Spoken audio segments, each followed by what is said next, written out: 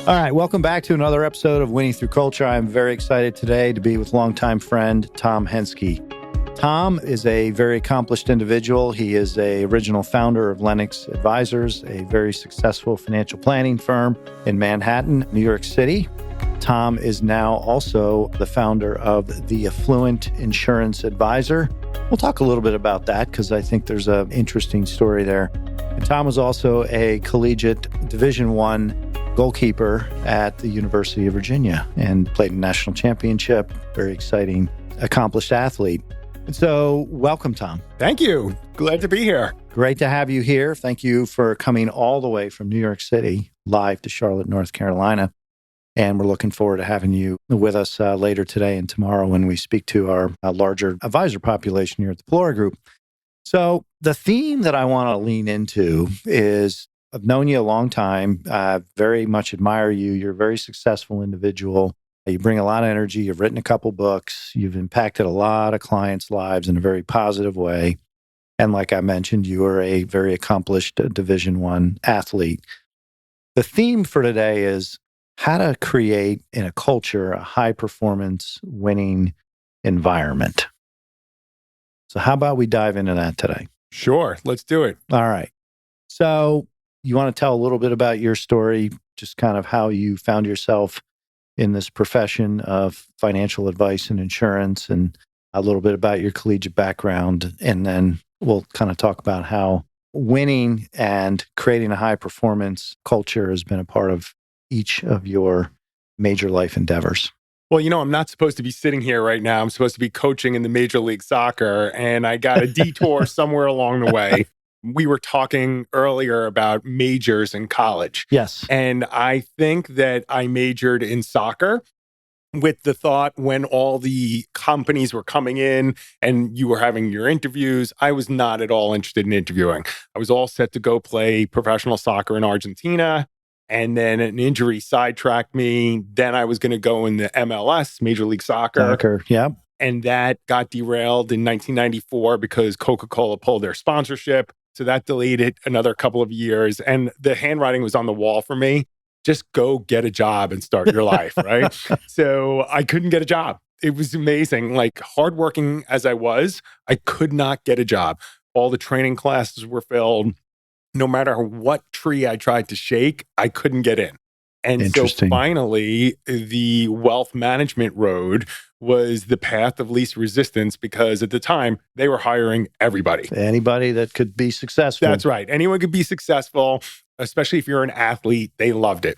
So I got an interview because one of my teammates back in high school, his father worked at a company in New York City called the Cowan Financial Group, and he got me an interview.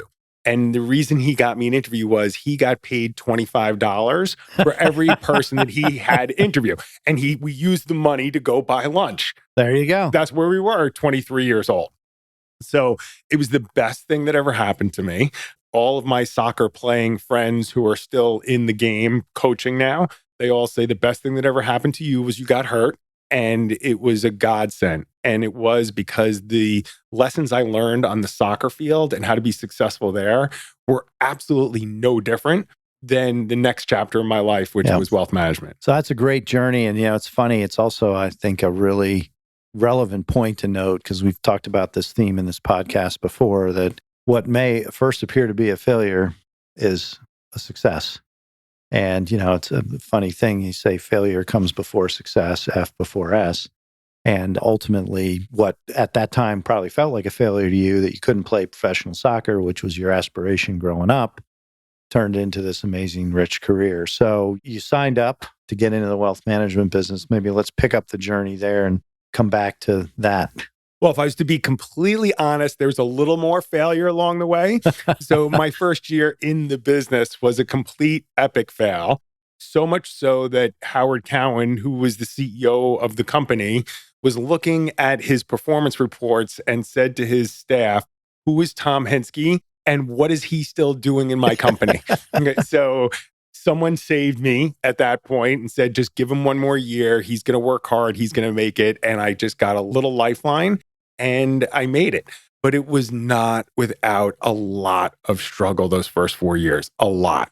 Yeah, I mean, the struggles of getting any business launched are many, to say the least. And I think starting in the mid 90s as a financial advisor, coming off of the financial hiccups of the early 90s and then building up to 1999 in the dot-com era, that was an interesting time to be getting started in financial services, to say the least. I mean, what were some of the things when, again, kind of thinking about the lessons you learned in soccer and just the whole tenets of a high performance culture? What were some of the principles, Tom, that you were able to apply as you made it through those first 4 very difficult years? I think goal setting was the biggest, Okay. right? So when we at the University of Virginia would start our season, Mm-hmm. the coach would stand up in front of the room and he would have this big whiteboard and he would say, okay, what do we want to accomplish? And we would always say, win a national championship, Yep. because that's how we were wired. But then what he did was really amazing, and it really comes back to our business, is he broke it down into smaller bite-sized pieces. Got it. So he would say, okay, great. So what's going to give us the best chance to win the national championship? And if you think about it and you take a step back, is get the number 1 seed going into the tournament so you keep home field advantage. Yep. Okay, great. That's super simple. How do we do that? Well, you have to win the ACC, which was our conference. Yep. Right? And then how do you win the ACC? We have to do this. And you nail it down all the way to the bottom, which is kind of like every day in practice and how you uphold yourself in the university community and, you get your studies done so we don't have any academic problems. I think that's the key. Tim, that's the key, is to like dream big, but then make it into bite-sized. Make it into actionable steps. So it's not just a dream, it's an action plan. Yep. And that's why I was failing my first year in the business. You were dreaming big? I was dreaming big. That was the good part. But I didn't break it down to the little nitty gritty, which really came down to how many people am I telling my story to? And so the more people you tell your story to, the better the opportunity you'll have to bring on clients. And so there's a big difference between sharing that story with 10 people a month and 50 people a month. That was the difference maker for me between my first and my second year. So it was increasing the activity of your attempts to connect to people to get a client relationship going. Clearly an important part of getting started as a financial advisor. Got to have people hire you as their advisor. Yeah, like think about it. You have no experience. You're in your 20s. Okay. So you don't know that much. Okay. You're not relying on a whole heck of a lot that you're going to get it done with only 10 meetings a month. No. So you have to use the law of large numbers. And now, as I got more experience over the years, that activity waned a little bit because I was just better at my talk and my craft. Yep. Well, and I think that's the whole thing. The early years, I was a goalie, not at your level of soccer. I mean, part of practice is just having people taking shots on goal and just practicing different scenarios. And the more reps you have at that, the more scenarios you're prepared for. And just like getting started as an advisor, the more client opportunities you have, the more situations you learn, the better you get at your craft. And you ultimately get to a point where your confidence level goes up, your competency is getting strong, and, you're getting results. Yeah, I love the goalkeeper analogy. And I used to tell my kids, they both played goalkeeper. Surprise, surprise. Did they have a choice? Yeah, there are a couple of things in our house. You have to go to the University of Virginia. You have to play soccer. You have to be a goalkeeper. Either that or you don't eat. Everything else is negotiable? Everything else is negotiable. Okay. But you think about it, I used to tell them, once you've seen a scenario, that you have that planted in your head. So that if you've seen all 1,000 scenarios, you see plays develop and you say, oh, I know where this one's going. Okay. And 99 times out of 100, that's exactly where it's going. In the wealth management field, it's the same thing. You've seen the cases, you've seen the situations, you've seen the problems, and you know what the solutions are. And it just, once you've seen those 1,000 scenarios, you're usually good to go. Well, and ultimately you're dealing with people's money and their emotions, and people's behavior becomes predictable. Yes. Until it's not. There's always a curveball. Yeah, well, that's the errant shot that you didn't see as a goalie. Right. So you then are getting established, Tom. You're really getting some traction, you're getting more confidence and success. And you then decide to be part of the formation of what I think is maybe one of the most successful teams I'm aware of in the financial services industry, Lennox Advisors. How did that, if you would, just kind of what were some of the hallmarks as you got onto that? Now you went from you as an advisor to a team environment, obviously applying probably some of the same skills you had as a goalie at UVA and on a team there. So, what were some of the tenets of the focus of your high performance success as that team came together? But yeah, I think that I realized that we would be much more powerful as a group Mm-hmm. than I would be individually. Yep. Right. And I think that's when I found my partners. They were very much like me in a lot of ways, very hard charging, athletic Yep. backgrounds. They good human beings that they Mm-hmm. wanted to do well for their clients, really aggressive in wanting to grow the business, really innovative in how they were doing it. And so it just seemed to make sense. And by the way, I was hanging out with them socially a lot. So it went from them asking me the first time and me saying, no, I like being on my own. I was a little bit of a goalkeeper still. Yeah. Well, you're used to being back in the box by Yeah. yourself and That's the rest right. of the game's going on. That's Yeah. right. That's right. So, and then finally one day I said, this is silly to keep like not like just pushing that off. Yeah. And then I just said, okay, great, let's do it. And we went from 30 employees to, at the time that I retired from the wealth management business, Mm-hmm. probably about over 300 employees. So Wow. it really grew. It was really the gem of the industry. And it was an amazing transition for me from my athletic career, which was a little successful to Mm-hmm. something that was even maybe more successful. Yep. Wow. That's impressive. Didn't realize the organization had gotten that big. Yeah, it's huge. Yeah. And with that, there are like hiccups Comes with that. Yeah, challenges. there's Yeah. challenges to culture, right? Oh, yeah. I mean, what were some of the tenets, though, of what made the culture successful? Well, in the beginning, when it was 30, I always joke with everyone about human resources, right? Yep.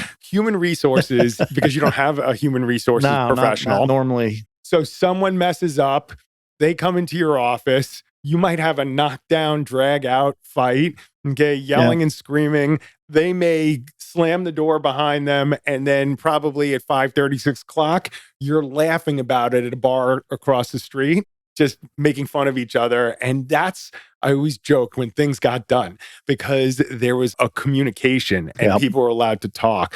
And I think that we tried to carry that through best as we could. Yeah. Things change, so it's Yeah. hard to do that. But I think that culture where you could speak your mind, there was no fear of retribution. And I think that was awesome and super special. And I love that because that's when we grew. Yeah. When you are able to be transparent and authentically yourself and respectful when you disagree. That's right. That's right. Yeah. A little bit of that missing in our culture today. It's hard. It's hard, right? It's definitely Let's hard. be And honest. it gets bigger. It gets more Well, difficult the bigger to do the that. company, the more complex That's it right. gets. That's Yep. right. And the other side of the joke that we always used to make is, now if I want to have that conversation with an employee, I have to talk to HR. We have to document it for 3 weeks. We might have to role play, and there might need to be multiple people in that meeting just to make sure that there is a second party that knew what you were talking about. What was going Right. on. And then you have that person who you were talking to, they get all mad because they feel like they were brought to the principal's office. Yeah. So I think there's like a balance somewhere in between those two, maybe closer to the 30-person version than the 300-person version. Mhm. But the reality is that you have to play within the confines of what you're given. And a 300-person company has a lot more risk.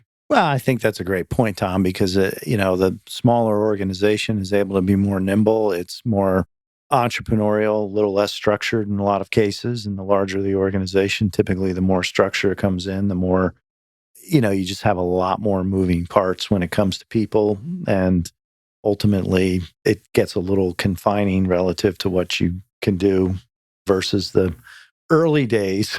The good old days? Yeah, where you could just, have the conversation. Everybody might be mad for a couple of hours and then back to work and all was well.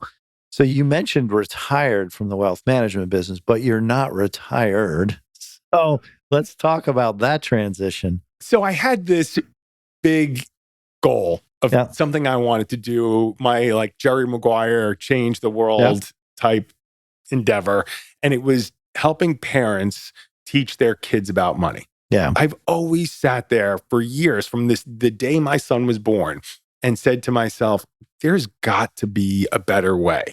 So when we had some great opportunities to sell the business at Lennox, and then put our time in to make sure the business transitioned, all of a sudden there was this great calling for me to say, go do this. Do this. Now, I loved doing what I was doing on the wealth management side.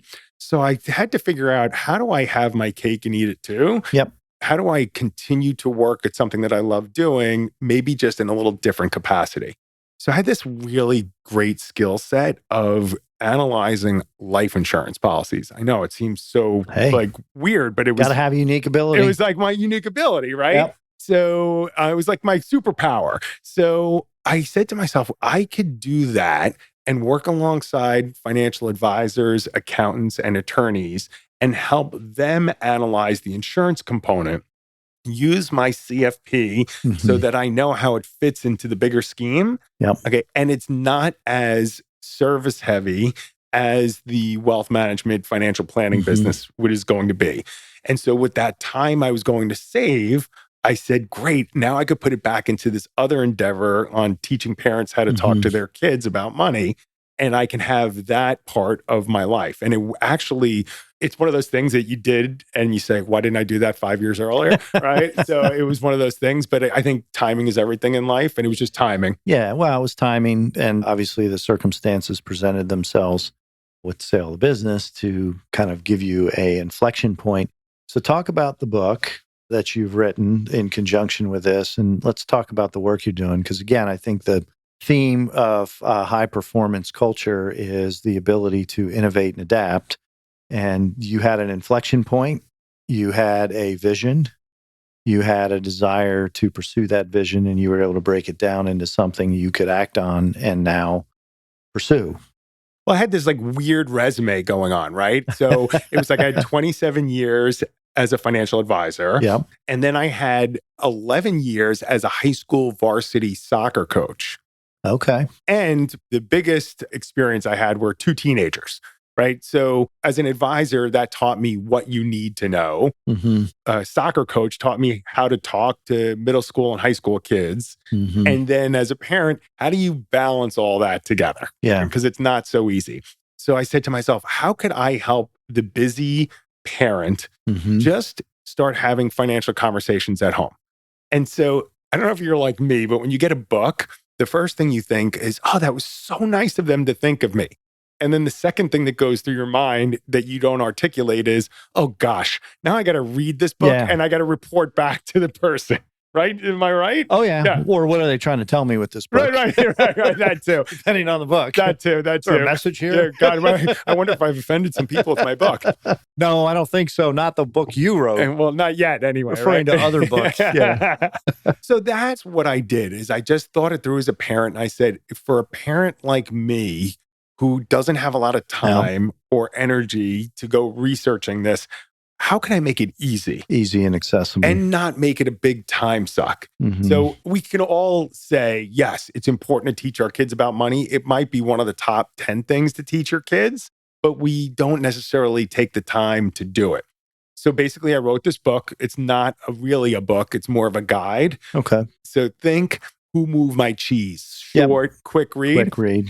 And I even tell people, don't read it cover to cover, which I think I'm the only author that's out there saying, don't read my book cover to cover. But you read one of the 12 lessons per month for 12 months, right? So you do this in a year. And each chapter is like 7 to 8 pages. So very doable. Yep. Then you can say, okay, great. I get done with it. I go to the QR code at the end of every chapter. It takes me to a podcast. Each podcast episode is 10 minutes. So quick. Oh, wow. And I want you to think like I'm Coach K or Tony Bennett or whoever your basketball coach du jour is, sitting in the locker room saying, today we're going to play da-da-da. And here's the strategy. Yep. So today we're going to talk about budgeting. Here's the strategy. You're going to ask this question. Then you're not going to talk, which is super hard for parents. Yeah. And then you let the child talk and they answer it. And then if they don't fully answer it, you put a couple other pieces in there to fill in the gaps, and you give them 4 questions. And that is your dinner time conversation. So no more of this question, tell me about your day. Oh, it was great. Good. Fine. What's new? Nothing, right? So now you ask these open-ended questions, and the conversations that parents are having are unbelievable. And you would think, why didn't we do this earlier? Because the parent was afraid. They felt like they were going to be an imposter, that they don't even have their own stuff together. But you do. You have a mortgage. Yeah. You have a car payment.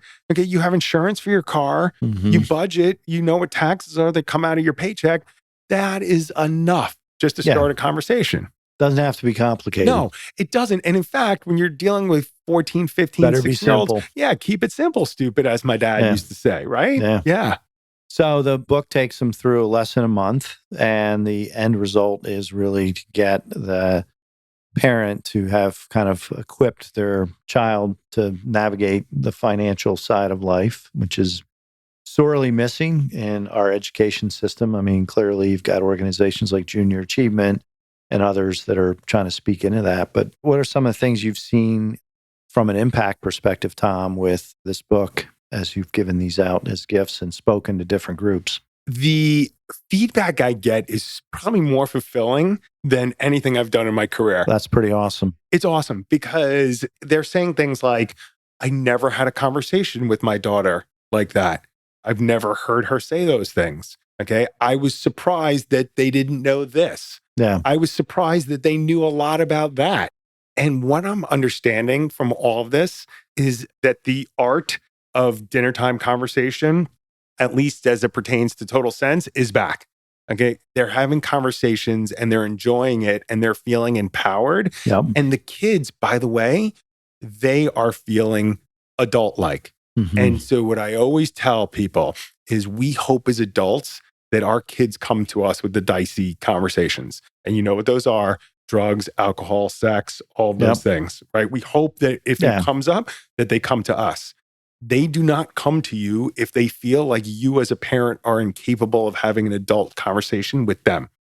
So it's softening the beachfront. Yeah, for a topic that's important, but easier than some of the heavier ones. Easier than they're right. And so that you hope, okay, and they say, oh, wow, I'm feeling very adult. Mom and dad are sharing things about their own finances. Maybe not a lot, but just a little bit. Enough. Yeah. And enough. And I feel like I can go, and that opens up the dialogue. And this wasn't the intention of my program, but what's happening is it's changing families. It's not just teaching kids about money, it's changing the family dynamic. And look, if that is what came of this project, that's awesome. Wasn't my plan. Wasn't like I sat in the locker room and said, hey, this is what I want to set out to do, but it feels pretty darn awesome. That is amazing. Yeah, it's interesting when you talk about impact, Tom. I mean, obviously, all your years as a financial advisor and a soccer coach, you've probably impacted lives in ways you didn't know, but this is giving you a chance to take what you saw as a great need, which is parents being able to have a conversation with their kids about money, and expound upon that to parents having adult conversations with their kids, and really turn that into something amazing. So congratulations. That's very cool. Thank you. Yeah. So when you think about this tapestry of your professional life up until now, again, there's some themes as we've talked today, and obviously knowing you, that are pretty self-evident, very goal-driven, very much taking goals and making them very actionable steps. The flexibility and adaptability to be open to the outcome of the goal being different than what you thought it would be, and to running with that.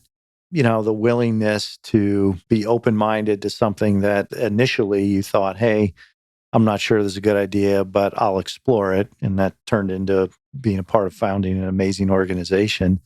And then the courage to really say, at a point in time, at an inflection point, you know, I've got this on my heart. I've had this for a while.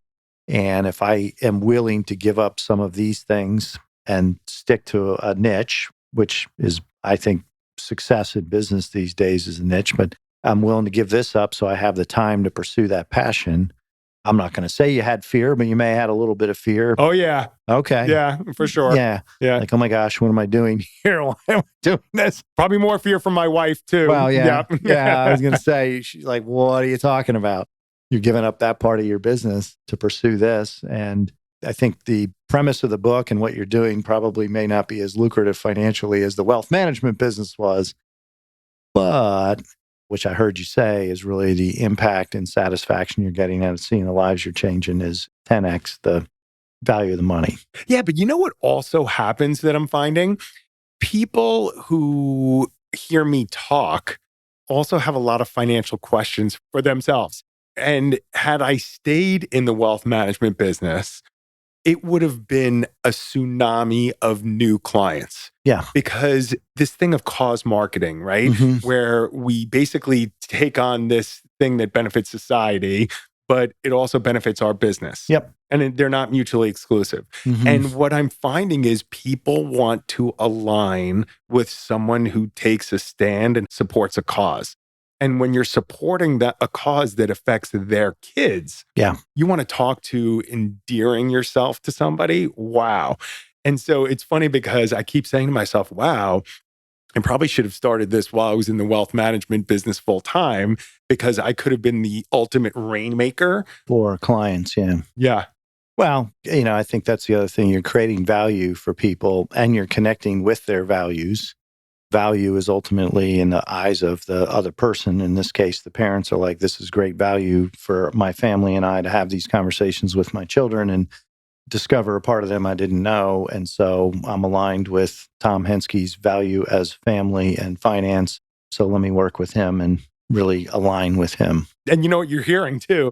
You hear is, how come my financial advisor isn't talking to me about this stuff, right? So, that you steer clear of that one. You're like, this is my niche. Yeah. I've aligned with financial advisors. That's my natural habitat, is helping financial advisors. So that's why I'm out successful. there. Yeah. And this is what there are 200,000 financial advisors in the United States.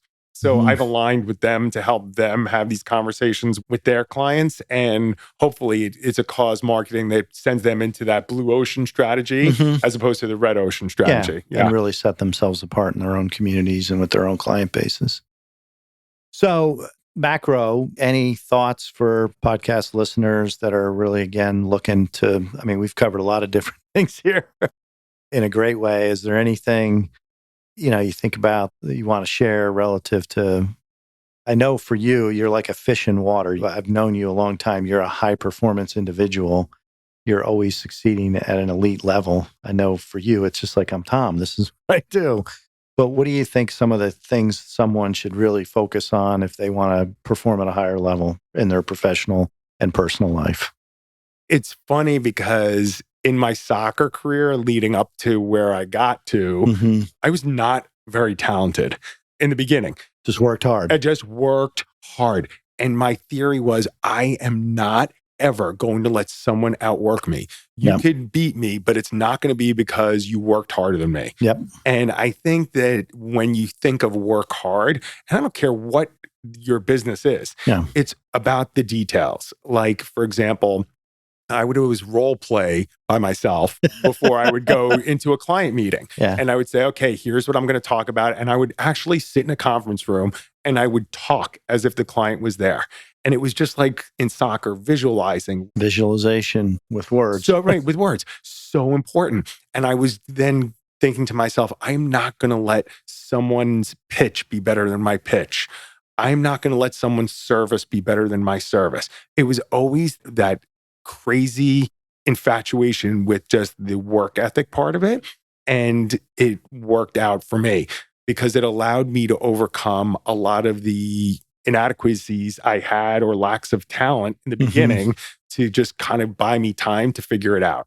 And by the way, when you're the hardest working person in the room, people want to be around that. Yeah. People appreciate that. Everyone loves the person who failed and came back. And that was like the story of my life. Huge failure followed by success because I just willed it to happen because I just was not going to sleep and I was going to get it done. And I don't care what your business is, that is a great model to at least get you to a point where you can feel really good about your business. Well, I think that's a good place to wrap us up today because ultimately that is, as we try and convey in this podcast, what are a couple things you can take from each episode that you can apply? And obviously working hard. I share your sentiments there. I was never the most talented person, but I was willing to work hard. I think that is a very important lesson. If you're going to play at a high level, you're going to have to work hard. That doesn't mean you have to be one-dimensionally and only working, because I know you're, as you said earlier, involved in your community, a great husband, great father. You're working hard in all aspects of your life, not just your business. So I think that's a great place to wrap us up today. I appreciate you being here with us on Winning Through Culture, and look forward to spending more time with you this afternoon and over the next day. Awesome. And I want to thank you for all the support you've given me through the years. We've been working together for a while, or known each other for a while. Time. And those early years were really formative for me, and you were a big part of that. So thank you. Well, thank you. I appreciate that. Been inspired and admire you for a long time. So I appreciate you coming on Winning Through Culture. That's a wrap for another episode of Winning Through Culture. Until we are together again, be impactful and relevant.